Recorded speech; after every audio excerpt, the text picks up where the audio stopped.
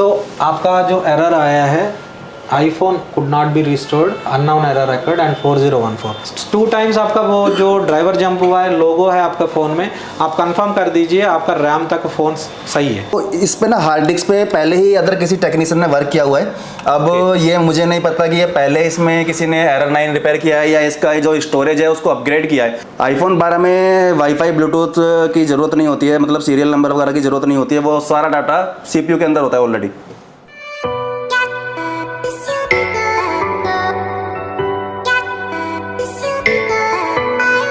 तो हेलो दोस्तों, मेरा नाम है समीर और आप देख रहे हैं न्यू गैजेट नगरी। जैसे कि आप सब जानते हैं, मैं आपको कुछ ना कुछ हमेशा नया दिखाता हूँ, हमेशा आपके फायदे वाले दिखाता हूँ, और फायदे के साथ साथ जिनसे नहीं हो पा रहा तो वो आकर इंस्टीट्यूट ज्वाइन कर सकते हैं। तो इस वीडियो के अंदर मैं क्या दिखाने वाला हूँ, देखो मेरे पास ये एक फोन है, इसके अंदर क्या दिक्कत है, ये गिर गया था, गिरने के बाद इसकी एलसीडी होगी क्रैक, एलसीडी लगवा ली नहीं, उसके बाद भी ये ऑन नहीं हो रहा।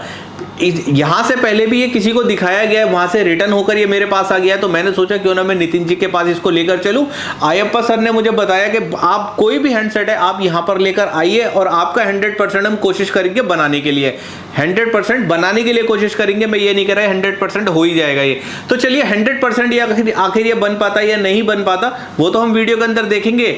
और इस वीडियो के अंदर से मैं आपको ये बताने वाला हूँ, इस वीडियो को अगर आपने पूरा देख लिया, मैं गारंटी देता हूँ आपके पास कुछ हैंडसेट ऐसे होंगे जो इस फोल्ड के अंदर आपके पास पड़े होंगे, और ये फोल्ड आपको इतने अच्छे से समझ में आएगा कि आपके वो सारे के सारे हैंडसेट वो भी डन हो जाएंगे। तो चलिए 1 बाय 1 करके हम किस तरह से ये रिपेयर होने वाला है, चलिए वो हम आयप्पा सर से जानते हैं। तो सर आपका हमारे चैनल पर एक बार फिर से स्वागत है। बताइए हमारे भाइयों को ये किस तरह से ये सॉल्व हो सकती है प्रॉब्लम, जो कि इस टाइम पे बिल्कुल डेड कंडीशन में है। नमस्ते sir, thank you very much आपका चैनल में फिर से हमें बुलाने के लिए।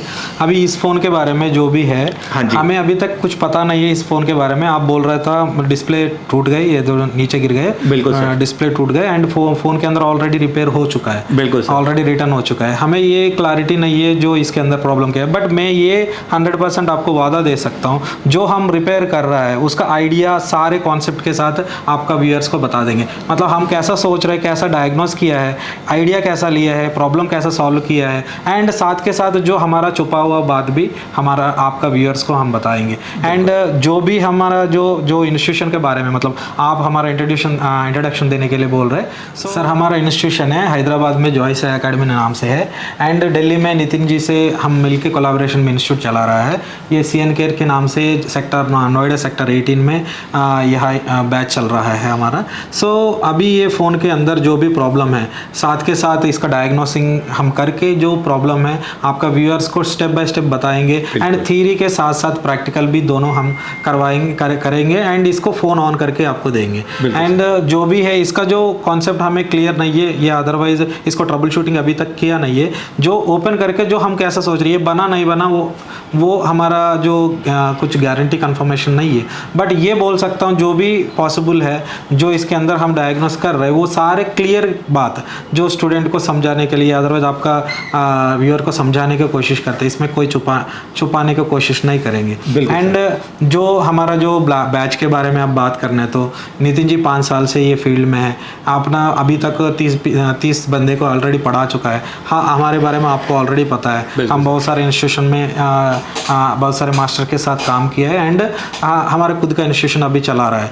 अभी कोई भी बंदा आईफोन एंड्रॉयड सीखना चाहता है हमारे पास हमें इंक्वायर कर लीजिए। हमारा का जो बैच का सिस्टम आपको अच्छा लगने तो बैच का सिस्टम ले लीजिए। जो 22 डेज़ का बैच होता है उसके अंदर आईफोन एंड्रॉयड का जो deep level schematics and advance concept जो स्कीमेटिक्स होने दो, या अदरवाइज CPU का कॉन्सेप्ट होने दो, स्वैप का कॉन्सेप्ट होने दो, या अदरवाइज आपका जो रैम का अलग ओनली रैम का जो कॉन्सेप्ट होने दो, वो सारे क्लियर करेंगे। एंड लाइफ टाइम सपोर्ट रहेगा हमारे तरफ से।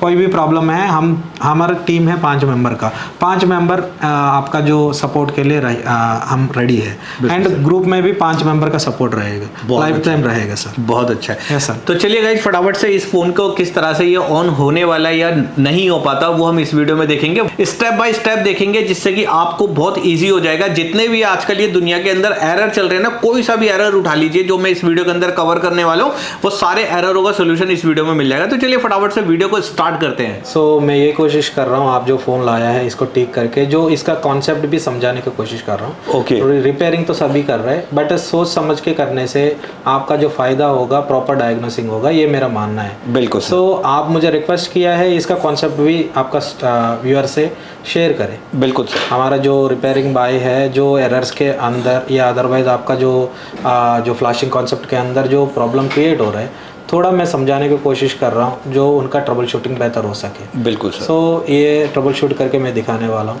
प्रॉब्लम भी आपको समझाने वाला हूँ, कॉन्सेप्ट भी समझाने वाला हूँ। सर पहले इसका बूट चेक करेंगे। ओके। बूट से एक एनालाइज करेंगे, मतलब आपका जो फ़ोन है कहाँ अटका है या अदरवाइज़ कुछ प्रॉब्लम है या नहीं। मैं पावर सप्लाई दे दिया, बट ये ऑटो एम नहीं ले रहे, इसका मतलब ये फ़ोन में शॉर्टिंग नहीं है, किसी भी तरह की जो प्राइमरी लाइन का शॉर्टिंग नहीं है। सो VCC मेन और VDD मेन का जो लाइन है वो प्रॉपर है। तो मैं पावर बटन प्रेस कर रहा हूँ, प्रेस करने से 73 जाके अटक गया है। ओके। ये नॉर्मली ये रीडिंग सजेस्ट करता है, ये पर्टिकुलरली ये हार्ड डिस्क का सिचुएशन है या अदरवाइज DFU का सिचुएशन है। ओके। या हम खुद कंफर्म नहीं है, ये 76 या 80 मतलब 40 to 80 के बीच में जो भी रीडिंग आप अलग अलग मॉडल में देखते हैं जी, ये एक तरह की DFU कंडीशन मतलब ये आइडिया देता है। जो फ़ोन के अंदर ये रीडिंग आएगा, आप पहले इसको जो कंप्यूटर में कनेक्ट हो रहा है नहीं हो रहा है वो देखना पड़ेगा, उसके अंदर जो फ्लैशिंग का कॉन्सेप्ट समझ के आप रिपेयर करना भी पड़ेगा। ये 76 मुझे सजेस्ट कर रहा है ये फ़ोन हार्ड डिस्क सिचुएशन में पड़ा है या अदरवाइज़ हार्ड डिस्क इसका दिक्कत है या अदरवाइज़ इसका फ़ोन के अंदर CPU से आपका हार्ड डिस्क लूज़ हो सकता है या अदरवाइज़ हार्ड डिस्क ख़राब हो सकता है या अदरवाइज़ आपका जो एरर के अनुसार रिपेयर करेंगे। हमें खुद कंफर्म नहीं है अभी तक, फ्लैश करके ही देखना है, तब जाके उसके अंदर जो कॉन्सेप्ट को समझ के मतलब वो जो एरर के अनुसार हम रिपेयर करने की कोशिश करेंगे। तो भाई फर्स्ट ऑफ ऑल देखो, ये वाला जो फ़ोन है ये हमने ये वाइट वाली केबल से सर ने इसको कनेक्ट कर दिया है। अब आगे क्या होने वाला है वो सर आपको पैनल पे समझाएंगे।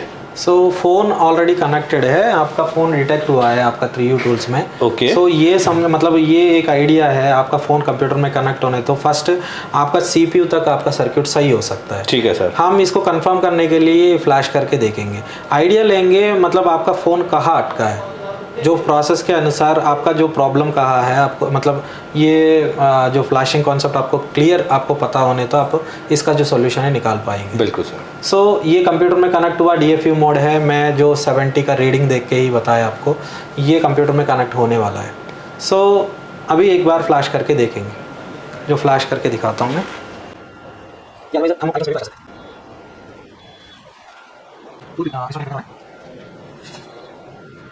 अभी भी आप कोई भी फ़ोन आप फ्लैश करेंगे, बेटर आप iTunes में फ्लैश कीजिए, आपका एरर परफेक्ट निकलता है, उससे आपका जो रिपेयरिंग में आसान हो जाता है। जो iTunes एरर्स के ऊपर ही बहुत क्लैरिटी मिलता है आपको। सो आपका जो एरर आया है, iPhone could not be restored and unknown error occurred and 4014। मतलब ये फ़ोन के अंदर 4014 एरर का इश्यू है। सो 4014 को कैसा समझना है, कभी कभी ये 4014 आपका CPU हो जाता है, कभी कभी आपका हार्ड डिस्क हो जाता है, कभी कभी रैम हो जाता है। ये कैसा समझना है, इसके अंदर क्या करने तो ये 4014 निकलेगा एंड फ़ोन ऑन होगा। ओके। मतलब हार्ड डिस्क होने दो, रैम होने दो या अदरवाइज I2C होने दो या अदरवाइज कुछ और कंडीशन होने दो, कैसा समझना है ये कॉन्सेप्ट को, कैसा समझ के इसको रिपेयर करने का जो प्रोसेस क्या है अभी मैं बताने वाला हूँ आपको। यहाँ मैं आपको एक और बार फ्लैश करके दिखाता हूँ, ये नोटिस कीजिए, बाद में मतलब उसके अनुसार हम एक आइडिया लेंगे। पहले मैं आपको एक थ्योरी बताता हूँ जो कॉन्सेप्ट कैसा चलता है, ये जो फ्लैशिंग कॉन्सेप्ट, बाद में आप खुद डिसाइड कर सकते हैं इसके अंदर क्या प्रॉब्लम हो सकता है। सर ये जो एरर है ये तो अभी एक एरर है, 4014 एरर जो आ रहा है, इसके अलावा एरर तो और भी कई एरर आते हैं, तो थोड़ा सा मेरे भाइयों को बताएंगे कि किस तरह से उनके प्रॉब्लम को सॉर्ट आउट कर सकते हैं। सर एक्चुअली क्या है, ये एरर्स मतलब ज़्यादा से ज़्यादा सब लोग एरर्स में ट्रबल शूट करने की कोशिश करता है। हाँ जी। बट एरर्स के अलावा भी एक ही एरर बहुत कुछ जो सॉल्यूशन मतलब बहुत कुछ कॉन्सेप्ट को ये थोड़ा कंफ्यूज कर देता है। 4013 समझ लीजिए, कुछ मॉडल्स में iPhone X में 4013 आने तो वो एक I2C एरर होता है, वही 4013 आपका iPhone 6 इसमें आपका हार्ड डिस्क है या सीपीयू से निकलता है। Okay. सो एक एक कंडीशन में एक एक सॉल्यूशन निकलता है, एक सेम कोड से।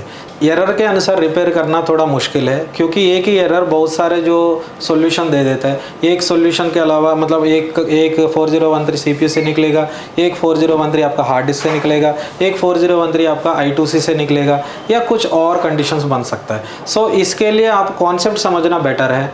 आपका फ्लैशिंग कॉन्सेप्ट आपको पता होने तो ये आप ट्रबल शूट करना इजी है, आइडिया लेना इजी है। सो मैं कोशिश करता हूँ जो फ्लैशिंग कॉन्सेप्ट समझाने के लिए, जो हम इस वीडियो में जो लंबा जाने का जो कोशिश नहीं करते, जितना छोटा इसको समझा सकते हैं मैं कोशिश करता हूँ उतना छोटा, मतलब एक शॉर्ट वीडियो में मैं थोड़ा बहुत समझा के इसको रिपेयर करने की कोशिश करवाता हूँ। सो नेक्स्ट मैं क्या बोलना चाहता हूँ, इसका जो फ्लैशिंग कॉन्सेप्ट है जी, उसको जो जितना शॉर्टेस्ट पीरियड में जितना ज़्यादा समझा सकते हैं उतना उसके लिए कोशिश कर रहा हूँ। जैसा आप क्लास आएंगे और डीप जाएगा क्लास, ये पूरा एक दिन का क्लास है। एंड फ्लैशिंग भी हम लाइव करवा के आपका एक एक हार्ड डिस्क निकाल के, रैम निकाल के, EEPROM निकाल के हर लाइव ट्रबल शूटिंग के अंदर प्रैक्टिकली बताता है। उसके अंदर ये सारे कॉन्सेप्ट अभी मैं समझाने वाला हूँ sir. Okay. So first thing आप कंप्यूटर में फ़ोन कनेक्ट करेंगे। ठीक है। कंप्यूटर में आपका जो मॉडल आइडेंटिफाई होनी चाहिए। DFU मोड में कनेक्ट हुआ, आपका फ़ोन मॉडल आया, मॉडल के जो मॉडल नंबर भी या मॉडल का जो नाम भी यहाँ लिख के दिखेगा। कई मॉडल में आप जब कनेक्ट करेंगे यहाँ मॉडल नहीं दिखता है। ठीक है। उस टाइम में दो कंडीशन निकल सकता है। एक है आपका बोर्ड ID रजिस्टर से भी ये दिक्कत आएगा, मतलब यहाँ iPhone 4 लिख के आया है, अदरवाइज आप कोई मॉडल मतलब नेक्स्ट ये करने तो आपका यहाँ iPhone 6 से लिख के आया, या अदरवाइज कोई मॉडल में DFU मोड में आपका जो iPad कनेक्ट हुआ है, मॉडल यह लिख के दिखा है। सो ये मॉडल नहीं दिखने तो आप समझना है फर्स्ट ये बोर्ड ID रजिस्टर्स हो सकता है, या अदरवाइज कोई बंदा ऑलरेडी CPU रिपेयर किया है वो लूज़ हो सकता है। ये दोनों कंडीशंस आप नोट डाउन करना पड़ेगा, बोर्ड ID रजिस्टर्स एंड आपका जो CPU कंडीशन। नेक्स्ट कभी भी हम फ्लैश करेंगे इसको, मतलब हम फ्लैश करेंगे फ़ोन के अंदर, ये फ़ोन मतलब नॉर्मली ये 4% से आगे जाएगा। 4% से आगे जाके आपका जो फ़ोन है 9% रीडिंग ECIED, बाद में 11% पास होगा। 11% पास होने के बाद आप देखिए यहाँ एंटर रिकवरी मोड आ रहा है, मतलब ड्राइवर जंप हो गया। एक बार आपका फ़ोन कनेक्ट डिस्कनेक्ट होगा, कनेक्ट डिस्कनेक्ट होने तो इसका मतलब है एंटर, मतलब एक आवाज़ आएगा, टिंग टिंग नाम से एक आवाज़ आएगा। सो ये कनेक्शन डिस्कनेक्शन, एक बार recovery to DFU to recovery, ये एक बार कनेक्शन डिस्कनेक्शन होने तो 11% पास होने तो आप CPU सही मानना है। जब तक आपका 11% पास नहीं होगा आपका फ़ोन 3U टूल्स में एंड आपको आवाज़ नहीं आएगा, ड्राइवर जंप नहीं होगा, एक बार आपका फ़ोन अभी भी CPU कंफर्म नहीं है, उसके अंदर CPU प्रॉब्लम हो सकता है। सो ये देखना पड़ेगा। एंड जो पहले ही आपका जो 4% में दिक्कत आ रही है या अदरवाइज यहाँ 9% के अंदर दिक्कत आ रहा है, ये पास नहीं हो पा रहा है, आपका जो ड्राइवर जंप नहीं हो पा रहा है, उस टाइम में आप क्या करेंगे, फर्स्ट थिंग आप ये नोटिस करना है आपका फ़ोन मतलब आपका लैपटॉप प्रॉपरली इंटरनेट से कनेक्टेड है नहीं है, सॉफ्टवेयर परफेक्ट है नहीं है। ये केबल का भी पंगा होता है कभी कभी, अदरवाइज आपका पावर सप्लाई जो आप पावर सप्लाई दे रहे हैं उसका भी दिक्कत होता है। ये सारे जो एक्सटर्नल चीज़ को आप पहले मेंटेन करना पड़ेगा, उसको चेंज करके बाईपास करके देखना पड़ेगा, बाद में ही आप फ्लैश करना पड़ेगा। जैसा आपका फ़ोन 11% पास हो गया है, एक बार ड्राइवर जंप हुआ है, नेक्स्ट आपको ये दिक्कत आएगा, मतलब 13 to 15 के बीच में, 13 to 15 के बीच में आपका पर्टिकुलरली अटक जाएगा एंड यहाँ एरर दे देगा, कुछ ना कुछ एरर। सो यहाँ ये पर्टिकुलर सिचुएशन में क्या हो रहा है, sending logo and restore RAM disc, मतलब रैम एक्सेस कर रहा है बट रैम एक्सेस टाइम में इसका प्रॉब्लम आया। सो इस टाइम में मे भी प्रॉब्लम है, आपका लोगो फ़ोन में लोगो नहीं आएगा एंड एरर आएगा। उस एरर के अनुसार ये जो सजेस्ट कर रहे हैं मुझे, ये रैम का सिचुएशन है, रैम प्रॉब्लम है आपका फ़ोन में। अदरवाइज कभी कभी क्या होता है, आपका 13% 11% पास हुआ, एक बार आपका जो ड्राइवर जंप हुआ, जंप होने के बाद 13% में अटक जाता है, 13% में आपका एरर देगा। उस टाइम में आपका दो कंडीशन बन सकता है, इस फ़ोन में हार्ड डिस्क है या नहीं है। मतलब नॉर्मली हम क्या सोचते हैं, जब आप फ्लैश करने के टाइम में ये 13% या 15% बीच में अटकने, तो हम क्या करते हैं, हार्ड डिस्क निकाल देते हैं। कभी कभी ये हार्ड डिस्क से भी होगा, कभी कभी रैम से भी होगा। रैम कंडीशन कंफर्म करने के लिए हम क्या करते हैं, हार्ड डिस्क निकाल देते हैं। आप जैसा हार्ड डिस्क निकाल के फ्लैश करेंगे, लोगो आ जाता है आपका फ़ोन में, बाद में आपका जो 18% पास हो जाएगा। सेकंड टाइम एक बार डिंग डोंग नाम से साउंड आएगा, इसका मतलब एक बार ड्राइवर और एक बार जंप होगा, मतलब 2 बार आपका ड्राइवर जंप होनी चाहिए, आपका लोगो आनी चाहिए CPU रैम को कंफर्म करने के लिए। मतलब आपका CPU एंड रैम कंफर्म कब होगा, 2 बार ड्राइवर जंप होनी चाहिए एंड आपका जो 18% पास होनी चाहिए, फ़ोन में लोगो होनी चाहिए। यहाँ वही दिखाने चाहता हूँ मैं। 20% के अंदर आप देखिए 20% जैसा ये फाइल सिस्टम को एक्सेस कर रहा था, चेकिंग फाइल सिस्टम, उस टाइम में आपका लोगो भी है यहाँ ये छोटी सी प्रोसेस बार स्टार्ट हुआ एंड आपका आप ड्राइवर ऑलरेडी 2 टाइम्स आपका जंप किया होगा। सो यही मैं समझाना चाहता हूँ, 2 टाइम्स आपका वो जो ड्राइवर जंप हुआ है, लोगो है आपका फ़ोन में, आप कंफर्म कर दीजिए, आपका रैम तक फ़ोन सही है। नेक्स्ट क्या होता है, ये जो 19 है, ये 18% के बाद 22% के बीच में I2C एक्सेस होता है। I2C के साथ साथ आपका EEPROM एक्सेस होता है। ये दोनों को कंडीशन, मतलब जो स्लेव्स चाहिए, जो CPU को जो स्लेव्स चाहिए, जो फ्लैशिंग का जो प्रोसेस आगे बढ़ाने के लिए CPU उस स्लेव्स को ढूंढता है, उस ICs को ढूंढता है। उसमें मेन IC है EEPROM एंड साथ के साथ बहुत सारे I2C 0, I2C 1 ऐसा होता है, वो सारे I2C को भी कंफर्म करेगा। जैसा उसके अंदर प्रॉब्लम आएगा उसको एरर दे देगा। वहाँ 4013 आएगा कुछ मॉडल्स में एरर 9 आएगा, कुछ मॉडल में 4014 आ सकता है। ये डिफरेंट जो आपका एरर आ सकता है। सो नेक्स्ट क्या होगा, ये 20% के बाद सभी ओके होने तो, I2C पास होने तो नेक्स्ट ये प्रोसेस बार स्टार्ट होगा। प्रोसेस बार से पहले आपको एक छोटी सी फ्लावर जैसा एक सिंबल घूमेगा। जैसा आपका पावर जैसा सिंबल घूम रहा है, आप समझ लीजिए EEPROM एक्सेस हो रहा है उस टाइम में। सो नेक्स्ट ये प्रोसेस बार स्टार्ट होगा। ये प्रोसेस बार जैसा स्टार्ट होगा, ये हार्ड डिस्क को एक्सेस करने लगता है।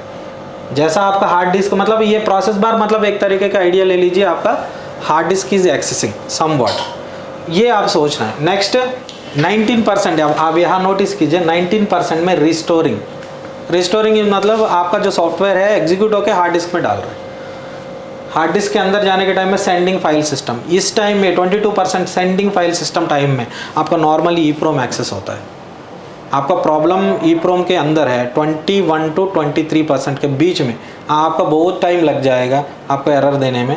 एंड आप समझना है आपका जो EEPROM में भी चेंज्ड है या अदरवाइज EEPROM का दिक्कत है या I2C का दिक्कत है। ये कंडीशन बनेगा आपका जो मतलब प्रीवियस केसेस के ऊपर, मतलब आप देखना पड़ेगा वो EEPROM के ऊपर कुछ काम हुआ है या अदरवाइज कुछ I2C स्लेव्स है, ये वाटर डैमेज है या अदरवाइज कुछ सिचुएशन बना है। ये आपका जो विजुअल इंस्पेक्शन एंड आपका जो एक्सपीरियंस के ऊपर सारे गेम होता है। सो हम नॉर्मली ऐसा ही करते हैं, क्या करते हैं, जो 21 या 20 के बाद आपका एरर आया, बहुत टाइम लगा रहे, उस टाइम में हम डाउट करते हैं मे बी EEPROM प्रॉब्लम हो सकता है। EEPROM को निकाल के जो आपका जो ओरिजिनल EEPROM है नहीं है, वो कंफर्म करने के लिए भी हमारे पास तरीका है। वो नितिन जी बताएंगे आपको जैसा क्लास चलेगा। ये जो हार्डवेयर सारे सेक्शन है नितिन जी करवाने वाला है। एडवांस लेवल का आपका जो सारे कॉन्सेप्ट आप समझाया जाएगा एंड आप यहाँ फंसेंगे नहीं कभी भी। नेक्स्ट सर देखिए, यहाँ हम जो 1% से 11% समझ लीजिए, 11% हम पास हो गए, आपको ऑलरेडी पता है। से 11% पास हुआ एंड ड्राइवर जंप हुआ, इसका मतलब फर्स्ट डिंग डोंग समझ लीजिए, फर्स्ट टिंग टिंग समझ लीजिए। जो साउंड है, पहला साउंड आप सुना है, इसका मतलब CPU ओके CPU पास हुआ। 100% ओके नहीं बोल सकता हूँ, बट CPU पास हुआ, इतना गारंटी है। नेक्स्ट आप 18% पार करवाएंगे, मतलब 18% पास होगा ये प्रोसेस बार, जो ग्रीन कलर का बार 18% पास होगा। सेकंड टाइम आपका डिंग डोंग मिलेगा। इस टाइम में सेकंड टाइम डिंग डोंग मतलब आपका जो सेकंड टाइम साउंड का मतलब ड्राइवर जंपिंग का मतलब लोगो भी देगा। आप 18% में लोगो भी आएगा यहाँ, ये लोगो आने तो आपका जो रैम भी सही है। नेक्स्ट आपका 21% के बाद 18 to 21% के बीच में आपका I2C भी होता है एंड EEPROM का लॉजिक भी होता है एंड ये सारे गेम ये 18 to 21 के बीच में हो जाता है। बाद में 21% के बाद 22% 21% आपका iTunes में फ्लैश करने तो थोड़ा इधर उधर 1 or 2% डिफरेंस आता है। आपका I2C या iTunes होने दो या अदरवाइज आपका ये 3U टूल्स होने दो, यही टाइम में आपका जो हार्ड डिस्क एक्सेस होता है। यहाँ क्या होता है, 18% के बाद आपका स्लोली ऐसा पत्ती घूमेगा, मतलब ऐसा एक सिंबल घूमेगा। दिखाता हूँ मैं अभी आपको, ये एक्सेस हो रहे हैं, मतलब आप एक तरीके के समझ सकते हैं EEPROM is accessing. EPROM start हुआ है, डेटा रीडिंग स्टार्ट हुआ है, वहाँ आपको डिनोशन भी आएगा, यहाँ सारे जो प्रोसेस के अंदर लिख के आएगा, वो पढ़ना आपको आनी चाहिए, वो सही से पढ़ने। तो अभी रैम एक्सेस और रैम डिस्क इज एक्सेसिंग ऐसा लिख के आता, आपका ई प्रोम एक्सेस होने तो ई प्रोम का जो बारे में कुछ ना कुछ नोट डाउन करेगा, ऐसा I2C एक्सेस होने तो I2C के बारे में कुछ ना कुछ लिख के आएगा, वो पढ़ना एंड उसको समझ के आगे जाना मैटर करता है। नेक्स्ट 21 के परसेंट के बाद जो 50% के बीच में यहाँ इतना सारे ये सॉफ्टवेयर होता है, मतलब आप जो सॉफ्टवेयर फ्लैश कर रहा है ये 21 टू आपका 50% के बीच में, 50% के बीच में आपका सॉफ्टवेयर एग्जीक्यूट होता है। ये सारे फ्लैशिंग आपका 21 टू 50% है। बाद में 50% पास होने के बाद ये सारे यहाँ से यहाँ मैं बोल सकता हूँ 55% टू 85%, यहाँ तक 90% समझ सकते हैं। यहाँ तक आपका इस एरिया में बेस बैंड होता है, बेस बैंड नॉर्मली ये बेस बैंड सेक्शन है, यहाँ से स्टार्ट होके आप यहाँ तक नॉर्मली बेस बैंड अपडेट हो जाता है। जो भी प्रॉब्लम है 55 से आगे बढ़ के आपका 80%, 80-85% के बीच में कोई प्रॉब्लम आया, एंड यहाँ डिनोशन भी देखना है, ऐसा नहीं है कि 55% में प्रॉब्लम आया वो बेस बैंड ही है, यहाँ क्या बोलना चाहता है, वो जो प्रोसेस क्या बता रहा है उसके अनुसार आपका प्रॉब्लम का रिजोल्वेशन होगा। यहाँ देखिए 55% टू 85% में क्या बोल रहा हूँ, बेस बैंड हो सकता है, बेस बैंड का जो कंडीशन देख के रिपेयर करेंगे कोई एरर आने तो। नेक्स्ट नॉर्मली क्या होता है 90% के बाद, नॉर्मली 90% के बाद जो फ्लैशिंग पूरा कंप्लीट होता है, बेस बैंड अपडेट हो जाता है। 85% के बाद आपका बेस बैंड पूरा कंप्लीट अपडेट हो जाता है। 90% के बाद 90 टू 99, 100% के बीच में आपका कैमरास एक्सेस होता है, कैमरास अदरवाइज कैमरास बोलने तो मतलब cameras wifi, camera section, wifi section and NFC section, ये 3 सेक्शन से एक्सेस होता है। कैमरा के लिए I2C होता है, वो एक्सेस होता है, वाईफाई होता है, वाईफाई सेक्शन का रीसेट लाइन बार बार मिस हो जाता है, बहुत सारे बंदे रिपेयर किया होगा, हमारा भाई ने iPhone 6 में ज़्यादातर ये प्रॉब्लम आता है। NFC का बहुत बार प्रॉब्लम किया होगा, ये 90% में प्रॉब्लम है, 99 में प्रॉब्लम है, 95 में प्रॉब्लम है, इस टाइम में NFC सेक्शन में दिक्कत आता है। सो मैं क्या बोलता हूँ 85 टू 99 बीच में कुछ एरर आया, आप NFC सेक्शन के ऊपर ध्यान दीजिए, वाईफाई सेक्शन के ऊपर ध्यान दीजिए, एंड कैमरास का I2C कैमरा सेक्शन के ऊपर ध्यान दीजिए। ये 3 सेक्शंस आप यहाँ आप नोट डाउन करना पड़ेगा, एंड वहाँ आपका ट्रबल शूटिंग होनी चाहिए। नेक्स्ट आपका 100% फ्लैशिंग हो गई, आपका फ़ोन के अंदर 100% फ्लैशिंग हो गई, एंड आप स्टार्ट करने के बाद कुछ प्रॉब्लम आया, मतलब आपका जो फ्लैशिंग है पूरा नहीं हो पा रहा है, उसका कुछ कॉन्सेप्ट होता है, वो मैं अभी समझाने वाला हूँ। यहाँ मैं जो फ्लैशिंग कॉन्सेप्ट पूरा समझाने का कोशिश कर रहा हूँ। सो फर्स्ट थिंग क्या होता है, आपका जो केबल कंप्यूटर में आप फ़ोन को कंप्यूटर में कनेक्ट करेंगे, आपका केबल के थ्रू आप एक्सेस करेंगे U2IC को, मतलब आपका ACC1 ACC2 लाइन से आपका U2IC, इसको हाइड्रा भी बुलाया जाता है अपर मॉडल्स में। सो U2IC और हाइड्रा IC पहले कनेक्ट होगा आपका जो केबल के लिए, U2 यार हाइड्रा के थ्रू DM-DP मतलब USB DM USB DP data minus data positive line से आपका CPU कनेक्ट होगा, आपका केबल के थ्रू CPU कनेक्ट होगा। जैसा आपका CPU कनेक्ट होगा, आपको ऑलरेडी पता है, आपका लैपटॉप में कंप्यूटर में आपका जो फ़ोन है डिटेक्ट होगा, या अदरवाइज आपका डिवाइस डिटेक्ट होगा। डिटेक्ट होने के बाद आप फ्लैश करेंगे, फ्लैश करने के बाद फ़ोन 11% पार होनी चाहिए, 11% पार होके फर्स्ट कनेक्शन मतलब कनेक्शन डिसकनेक्शन, इसका मतलब ड्राइवर जंप होता है, ये एक तरह के डिंग डोंग साउंड आता है। ये डिंग डोंग साउंड आने तो आप ड्राइवर जंप होने तो आप समझ लीजिए आपका CPU वहाँ तक पास हो गए। नेक्स्ट CPU के बाद आपका रैम एक्सेस होता है, रैम 11% से जाके 18% बीच में आपका रैम एक्सेस होता है। उस टाइम में रैम सही होने तो लोगो आएगा, लोगो आने का मतलब ये नहीं कि 100% रैम सही है, आप चेक करना है। सेकंड टाइम आपका ड्राइवर जंप होगा, डिंग डोंग नाम से सेकंड टाइम एक बार ड्राइवर जंप होगा, एक बार वो driver DFU to recovery to DFU, ये कनेक्शन डिसकनेक्शन होता है। एक बार वो कनेक्शन हुआ है, इसका मतलब आपका रैम पास हो गया। नेक्स्ट रैम के बाद मैं बोला था आपको I2C EEPROM, ये दोनों एक्सेस होता है। यह 18% से 22% बीच में, ये 18 to 22% बीच में कोई भी प्रॉब्लम आया, आप I2C चेक करना पड़ेगा, EEPROM रिलेटेड सर्किट चेक करना पड़ेगा। सो ये दोनों ओके, मतलब 18% पार हो गए फ़ोन, सेकंड डिंग डोंग आया, सेकंड ड्राइवर जंप हो गए, एंड लोगो भी है आपके फ़ोन के अंदर, आप कंफर्म कर सकते हैं रैम तक मेरा सर्किट सही है। कभी भी यहाँ 11% एंड 15% 18% के बीच में प्रॉब्लम आया, 13% 14%, हार्ड डिस्क निकाल के फ्लैश कीजिए, कंफर्म कीजिए। रैम को इतना आसानी निकालना, ये कंफर्म करना अच्छा नहीं होता है। सो मैं क्या बोलता हूँ, हार्ड डिस्क निकाल के कंफर्म कीजिए, फ्लैश कर दीजिए। आपका कंफर्मली तब भी आपका 18% पास नहीं हो रहे, तब आपका जो रैम का इशू हो सकता है। सो हार्ड डिस्क दिक्कत कब कंफर्म करना पड़ेगा, आप जब हार्ड डिस्क निकालेंगे तब आपका 18% गया, लोगो आया, वो हार्ड डिस्क से निकलने वाला प्रॉब्लम है, ऐसा होता है। नेक्स्ट 21% के बाद आपका जो लोगो के साथ आपका फ्लैशिंग बार स्टार्ट होगा, ये फ्लैश बार स्टार्ट होगा। फ्लैश बार स्टार्ट होने तो मतलब आपका एप्पल लोगों के नीचे फ्लैशिंग बार स्टार्ट होगा। ये फ्लैश बार स्टार्ट होने तो आप समझ लीजिए फ़ोन आपका जो कंप्यूटर है आपका हार्ड डिस्क को एक्सेस कर रहा है। हार्ड डिस्क ओके होने तो फ्लैश होगा। 50% के अंदर कोई भी प्रॉब्लम आया, आपका हार्ड डिस्क का प्रॉब्लम है। 55 से आगे बढ़ के आपका 85% 90% के अंदर कुछ प्रॉब्लम आया, वो प्रॉब्लम आपका जो बेस बैंड का रिलेटेड है। 90% से आगे बढ़ के कोई प्रॉब्लम आया, वो NFC कैमरास एंड आपका वाईफाई सर्किट का इश्यू हो सकता है। वो अलग अलग कंडीशंस में क्या प्रॉब्लम है, वो डेटा रीड करके, मतलब उसका प्रोसेस रीड करके हम समझेंगे, उसके अनुसार एक डिसीजन लेंगे। सर इसको फ्लैश करके देखेंगे एरर क्या है, एरर के अनुसार एंड फ्लैश हम 3U टूल्स में फ्लैश कर रहे हैं, इसका प्रोसेस भी समझ में आएगा हमें। ओके। एंड इसका जो हम जो ड्राइवर के बारे में बात कर रहे हैं, ड्राइवर जंपिंग के बारे में, वो भी आपको समझ आएगा। एंड उसके साथ साथ यह लोगो का कॉन्सेप्ट भी समझ आएगा। एंड स्टूडेंट आइडिया ले सकता है ये प्रॉब्लम कहाँ से है। एंड ट्रबल शूट, इसका जो रिपेयरिंग हमारा जो नितिन सर करेंगे एंड ट्रबल शूट करके दिखाएंगे, वो एंड ऑन करके दिखाएंगे 100% सर। इसको फ्लैश करेंगे सर। ओके। जो प्रोसेस है 11% में 11% आगे बढ़ गए, एंड आप साउंड सुन सकते हैं, ड्राइवर जंपिंग का साउंड 11%, मतलब आप 11% के बाद ये साउंड आया। एक बार आपका ये कंफर्मेशन ले लीजिए, ये CPU ओके है इसका। यहाँ 11% पार होने के बाद ये 18% जाने के टाइम में आपको लोगो आएगा। देखिए 14% एंटर रिकवरी मोड, यहाँ आपको लोगो आएगा, लोगो दिखाइए सर।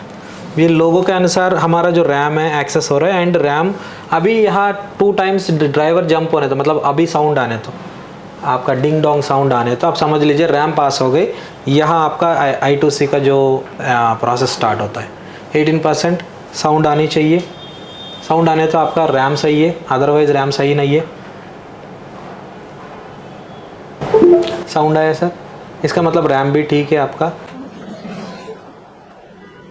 अभी ये एरर मारेगा, मतलब आपका जो 78 के अनुसार अभी एरर मारनी चाहिए। आपको ये मॉडल के अंदर I2C और हार्ड डिस्क का इशू है। I2C हो सकता है या अदरवाइज हार्ड डिस्क का इशू हो सकता है। उसका जो ट्रबल शूटिंग कैसा करना है, हमारा जो नितिन सर है वो करके दिखाएगा। एंड ये फ़ोन को ऑन करके दिखाएगा। सर इसमें 18% पास हो गए एंड 19% में ये रिस्टोरिंग में एरर दिया है। Okay. ये डिनोट कर रहा है, रिस्टोरिंग ये डिनोट कर रहा है। ठीक है। एंड हमारा जो फ़ोन के अंदर भी लोगो का नीचे ये जो फ्लावर जैसा सिंबल दिखा है जी। सो मैं क्या बोलना चाहता हूँ, मतलब मेरा आइडिया क्या है, जो लोगो के साथ सेकंड डिंग डोंग भी आए, इसका मतलब सेकंड टाइम ड्राइवर जंप हुआ। एंड उसके साथ साथ आपका जो फ्लावर भी दिखा है, एक तरह की EEPROM भी एक्सेस हुआ है जी। सो ये 19% का एरर रिस्टोरिंग टाइम में ऐसा बता के ये मुझे डिनोट कर रहा है, ये मे बी हार्ड ड्राइव और I2C। ये कैसा ट्रबल शूट होगा या अदरवाइज ये कैसा रिपेयर होगा, हमारा जो नितिन मास्टर है वो नितिन मास्टर करके दिखाने वाला है। एंड ये फ़ोन को ऑन करके 100% आपको देने वाला है सर। ये नितिन सर है। Okay. हमारा जो कोलैबोरेशन में CN केयर से, हम जॉयस एकेडमी CN केयर से कोलैबोरेट होकर अभी यहाँ बैच चला रहा है। Sir Nitin sir is the best hand skill person and good best level master है आईफोन के लिए। सो हम ये सोच रहा है जो स्टूडेंट के लिए जो बेस्ट पॉसिबल होगा, उनका जो हैंड स्किल ईजी तरीके से जो स्वैप कैसा करना है, रैम कैसा करना है एंड फेस आईडी कैसा करना है, एंड जो भी ट्रबल शूटिंग का बेस्ट लेवल नॉलेज, इनका एक्सपीरियंस है, 5 साल का एक्सपीरियंस है। एंड ये इंडिया में बहुत सारे जो मास्टर से सीख चुका है एंड ये खुद सिखा रहा है अपना जो शॉप में ये बंदे को सिखाता है एंड ये खुद अभी इंस्टीट्यूशन स्टार्ट किया है CN केयर्स। मैं बहुत मतलब धन्यवाद हूँ इनके लिए जो हमसे मिलके काम कर रहा है एंड मैं ये सोचता हूँ जो हम ऑलरेडी आपको पता है हम भी बहुत एडवांस मास्टर से काम किया हुआ है। मैं ये चाहता हूँ नितिन जी भी वो लेवल का मास्टर का कोई कमी नहीं है एंड बेटर जो कॉन्सेप्ट के साथ हम आ रहे हैं जो स्टूडेंट के लिए जो बेस्ट पॉसिबल है वो देने के लिए। कोई भी भाई है आईफोन एंड एंड्रॉयड सीखना चाहता है हमसे कम संपर्क कर सकता है। कोई भी जो अपना इंक्वायरीज है जो पर्टिकुलर रिक्वायरमेंट्स है उसके साथ वो बैच बना के मतलब उनका खुद का क्लास लेके पर्सनल क्लास लेके जा सकता है। ऐसा नहीं है कि बैच हो गए 15 दिन या 20 दिन आप चले जा सकते हैं, ऐसा नहीं है। आप चाहिए तो 2-3 मंथ का क्लास ले लीजिए, 1 ईयर का क्लास ले लीजिए, ये फैसिलिटी अवेलेबल है। दिल्ली वाले जो भी है लॉन्ग टर्म कोर्स करना चाहता है नितिन जी से मिलिए। हैदराबाद की तरफ से है जो भी बंदा लॉन्ग टर्म कोर्स करना चाहता है या अदरवाइज शॉर्ट टर्म कोर्स करना चाहता है वो हमसे मिलके आगे जा सकता है। जैसे अभी आयापा सर ने बताया कि इसके अंदर हमारा जो तुमने से सॉफ्टवेयर किया है पहले 4014 एरर दिखा रहा था तो अभी ये 19% पे आगे इसने एरर दे दिया है। ठीक है तो अब मैं इसकी देरी ना करता हूँ डायरेक्ट इसकी हार्ड डिस्क को मैं उतारता हूँ। उतार के जस्ट अपने जो हमारे प्रोग्रामिंग बॉक्स है P13 उसका सॉफ्टवेयर को रन करके मैं इसको हार्ड डिस्क को एक्सेस करूंगा। जब इसको रीड एंड राइट करना है प्रोग्रामिंग करनी है इसकी हार्ड डिस्क को फॉर्मेट करके प्रोग्राम करके जस्ट इसके अंदर इंस्टॉल करेंगे। ओके तो चलते हैं डायरेक्टली हार्डवेयर पर। ये पीसीबी मैंने बाहर निकाल लिया है। ओके ठीक है तो इस पे ना हार्ड डिस्क पे पहले ही अदर किसी टेक्नीशियन ने वर्क किया हुआ है। अब ये मुझे नहीं पता कि ये पहले इसमें किसी ने एरर 9 रिपेयर किया है या इसका जो स्टोरेज है उसको अपग्रेड किया है बट इसकी हार्ड डिस्क पे ऑलरेडी वर्क हो रखा है पहले से। ओके तो आई थिंक हो सकता है ऐसा कि फ़ोन गिरा हो, गिरने की वजह से इसकी हार्ड डिस्क में कुछ प्रॉब्लम आ गई हो या हमारे कुछ ट्रैक्स होते हैं वो ओपन हो सकते हैं या हमारी जो लाइन है जो लेयर हमारी वो डिसमेंटल हो सकती है। ठीक है जस्ट अब इसको उतार के ही हम लोग चेक कर पाएंगे। ठीक है तो मैं इसको उतारता हूँ।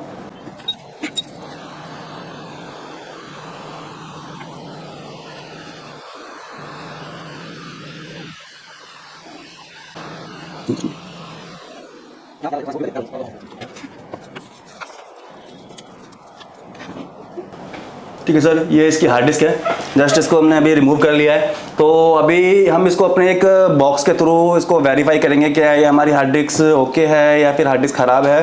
तो अगर ये हार्ड डिस्क हमारी कुछ प्रॉब्लम निकलती है इसके अंदर उसको हम फॉर्मेट करेंगे। फॉर्मेट करने के बाद में दोबारा से इसको लगा के फ्लैश कर देंगे। आईफोन 12 में वाईफाई ब्लूटूथ की ज़रूरत नहीं होती है मतलब सीरियल नंबर वगैरह की ज़रूरत नहीं होती है वो सारा डाटा CPU के अंदर होता है ऑलरेडी। ठीक है ये हमारे पास में बॉक्स है।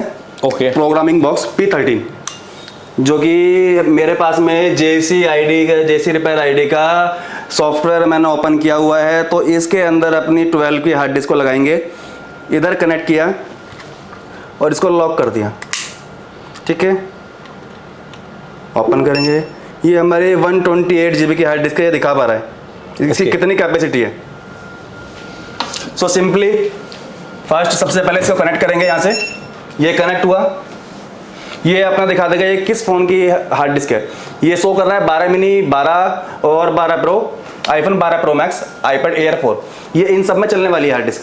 ठीक है तो अभी फिलहाल क्या है हार्ड डिस्क ये करप्ट है। जस्ट सिंपल इसको नैंड को हम फॉर्मेट करेंगे।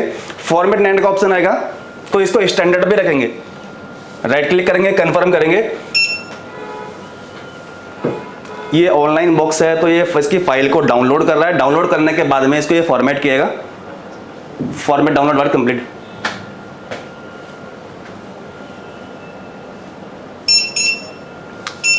NAND format successfully. जो इसका बूट एरिया है ना इसने वो भी रिपेयर कर दिया है। बस इतना ही करना है, इसके अलावा कुछ नहीं करना है। कोई प्रोग्रामिंग वगैरह इसमें कुछ नहीं करना सर, इसके अंदर कुछ नहीं है, सारा कुछ प्रोग्रामिंग इसके अंदर CPU के अंदर है। ओके जी अब इस हार्ड डिस्क को रिवॉल्व करेंगे एंड जस्ट इसके अंदर इंस्टॉल करेंगे।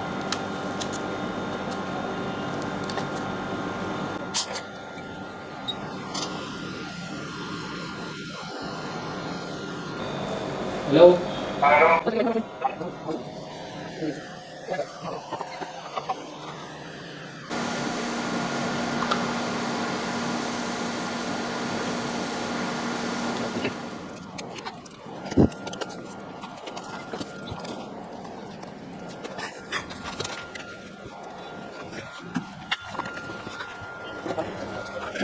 ये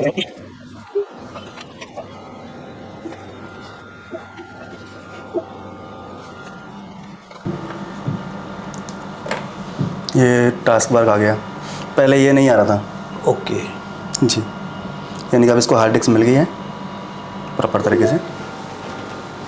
19%, 20%।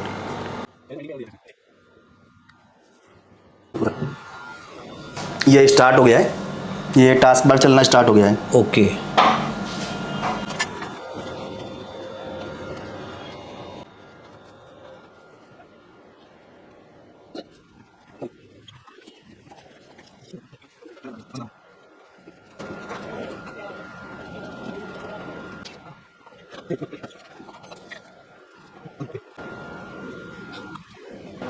देखिए sending base band data, base band data मतलब बेस बैंड अपडेट हो रहा है अभी फ़ोन का।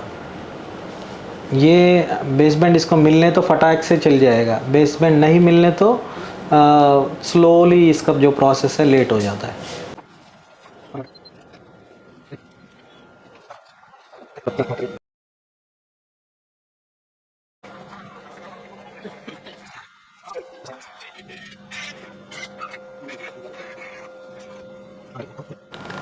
अच्छा है।